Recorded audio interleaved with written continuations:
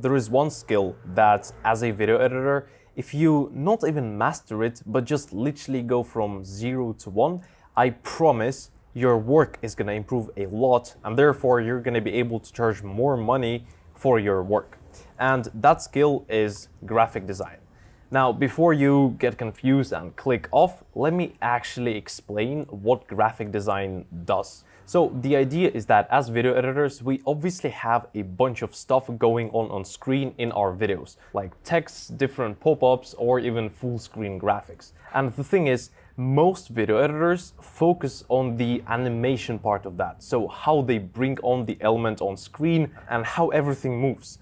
While that is important and that matters, the thing is, good animation can save bad design, but good design can carry bad animation. So it basically means that even if you have the best animation in the world, but you're bad at graphic design, then this animation literally isn't gonna help you at all, because all of your animations are still gonna look bad just because the initial design is bad.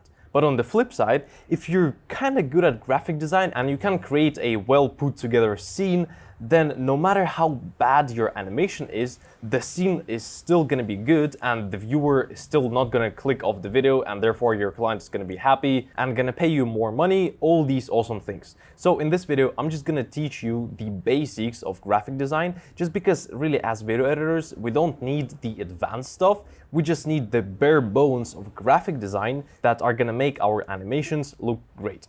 And why should you even listen to me? Well, that's because I'm already at the point where I'm charging a couple thousand per video as a video editor. This is just one of the most recent payments where it's this much. This was for 2 videos, and I've been honestly charging this much for quite a while. So the first payment where it was 2K for just one video, it was back in February 2024, so quite a while ago. Now, what we're gonna actually go over is 3 principles from graphic design that I use in my work most often, and I really do think that these 3 are kind of the 80-20, where if you master or just get good at them, then you put 20% of the effort but get 80% of the result.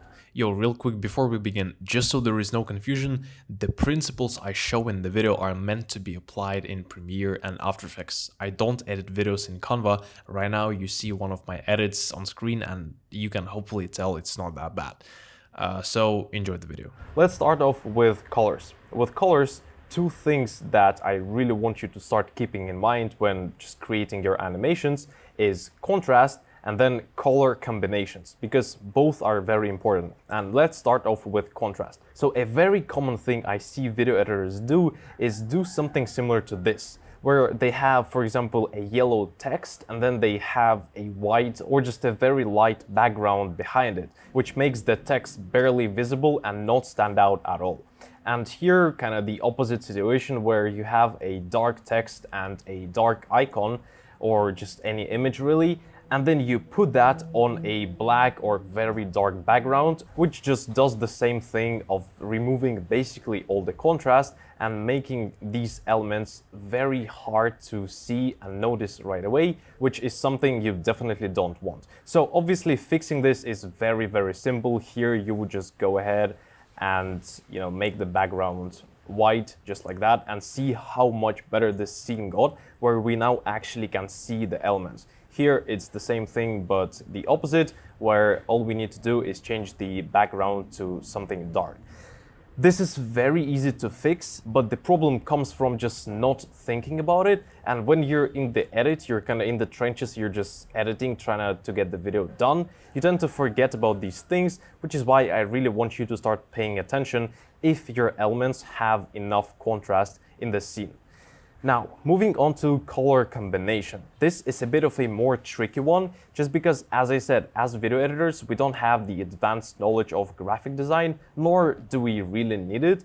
So I really try to keep things as simple as possible. Basically, my rule of thumb is to use just one color at a time to avoid having something like this, where obviously this doesn't look very good. Blue on a red background, blue on a green background just doesn't look nice and looks like it from 2007, because that's what people used to do back in the day.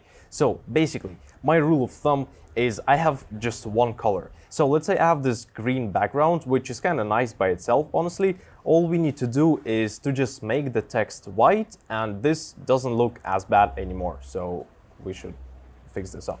And also notice how I didn't change text color to black, just because it's still fine, but black just doesn't have as much contrast on green, which is why here I prefer to use white. But basically every time you already have a color, I just tend to use these neutrals, and whichever neutral has enough contrast with the main color. So here, let's say I want to keep this blue text just because I really like the color, and I would change the background just because obviously, as we already see, blue on red just doesn't look nice. So I'm gonna go ahead and pick a neutral that has enough contrast with this blue.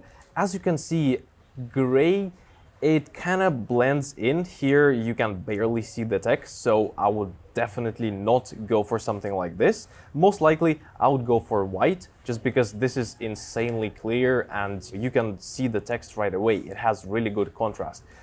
Black, not so much, but I still see this working. It's not as bad. And also, if you don't like using 100% white or 100% black, that is totally fine as well. You can still add a bit of color to it. So here this text is purple bluish, so I'm gonna go ahead and select this type of hue and add just a tiny bit of saturation, just like that. And you can already tell the difference. In my opinion, this even looks nicer than 100% white, so maybe I would stick to something like this. The main thing is just not overdoing it, not adding too much color where, you know, you crank up the saturation. Here you obviously can't even see the text, but if, let's say, I wanted to go for something like this, maybe this greenish tint on the background doesn't look as bad either. The main thing is just not cranking up the saturation this high, because this doesn't look good. Now, moving on to the second principle of graphic design that I'm going to teach you today is alignment. So this is just a random frame from one of the videos that I edited recently, and no glazing. I'm obviously biased, but it looks quite nice. And why does it look nice? Well, that's because I used the principle of alignment here. So I went ahead and added these lines for you to really see how alignment within a scene works, because alignment is kind of this multi-dimensional thing that you need to always hold in your head and just make sure that everything is aligned nicely in your scene, basically.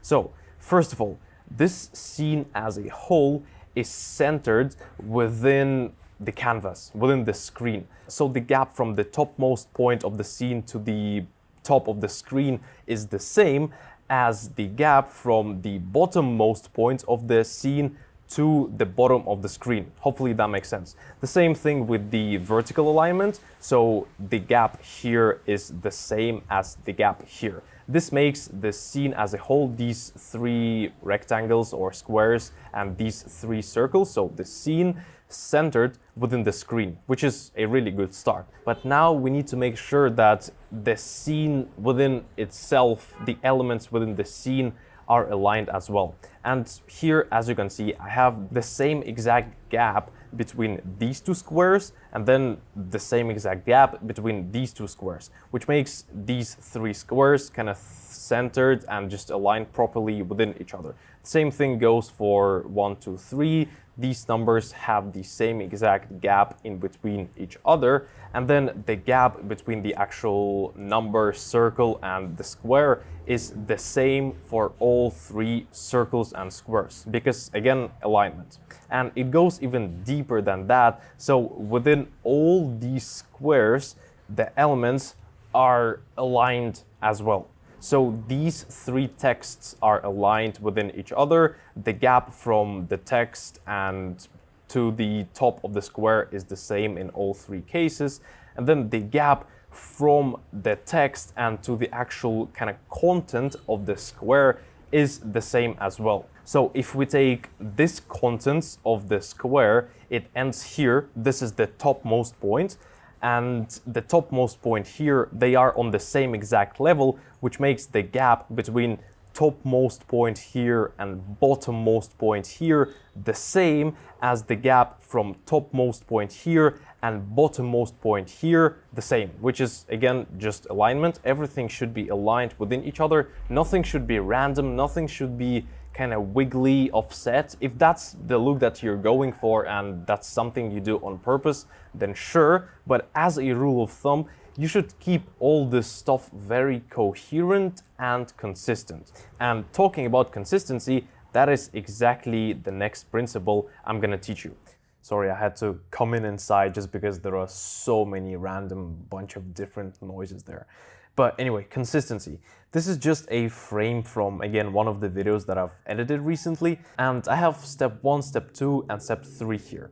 The thing is, I show them in a very consistent manner. I have the same exact text and the same exact representation of the step. So this is a rectangle with rounded corners, and it's the same for all 3 steps, and it has some kind of contents inside, and those contents are blurred, which sparks curiosity for the viewer, but it's not the point. The point is that everything is consistent and everything is the same.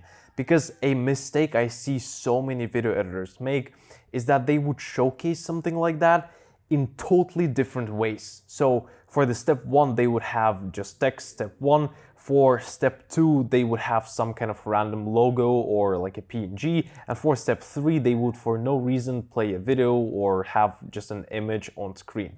And also this does take a bit of thought behind it. So here, for example, I actually had to come up with what I'm gonna be showing in these 3 rectangles for all 3 steps and make sure that something fits the actual step that's being talked about in the video.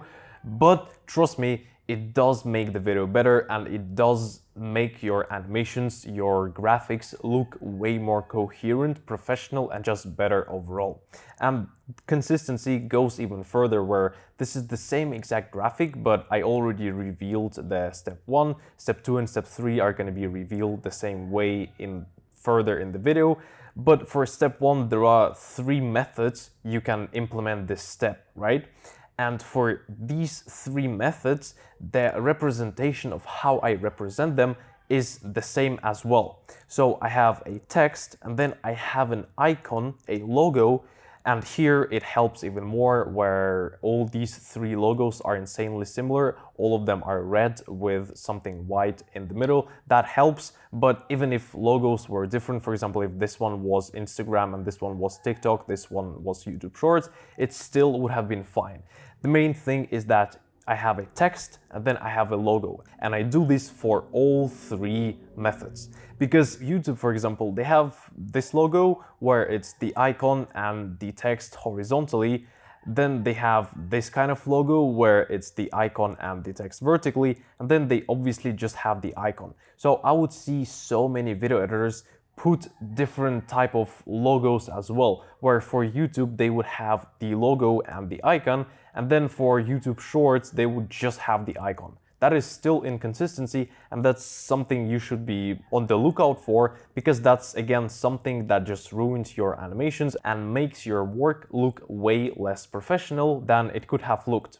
Also, if you pay attention closely to the scene, I actually have the same stylization effects as well, which helps with consistency too. So if you look at all the elements, even these lines, all of them have bevel and emboss applied. So what bevel and emboss is just this thing where at the left top it's this like bright thing where it's basically white, and at the bottom right it's darker. So it's basically just adds bevel, edges, whatever. The point is that if you use deep glow or use drop shadow on one element, then all the other elements in the scene should have that exact deep glow or that exact drop shadow, because that just keeps stylization consistent within the scene. And the same thing goes for colors. So here in this scene, all the text that I have, these three, and then this one at the top, and these two, but they're just blurred and darkened as of right now, so we aren't going to pay attention to them. Basically, all these texts have this grayish, almost white color, which is the same for these lines as well. So these lines are not fully white, they are the same exact grayish color as these text with bevel and emboss applied to them. So if you found this video valuable, then chances are, honestly, you aren't a complete beginner in video editing, just because graphic design, honestly, this isn't like a complete, fully beginner skill set as of for video editors. So what I want you to do is go in the description and book a call with me, because I have a coaching program where I help video editors go from 1 to 2K per month to 5 to 10K per month. And if you're someone who's already making 1 to 2K per month with video editing, that coaching program, I do truly believe it is exactly what you need to scale your income further. It's stuff I had to learn myself, because you just can't find that on YouTube, can't find it anywhere. And I truly do believe that it is insanely useful if you're already past that beginner stage where you aren't making 1K per month with video editing just yet. So if that sounds anything like you, go ahead, book the call. On the call, we're gonna find out if you're actually a great fit for a program. And if so, then we're gonna start working together. Bye.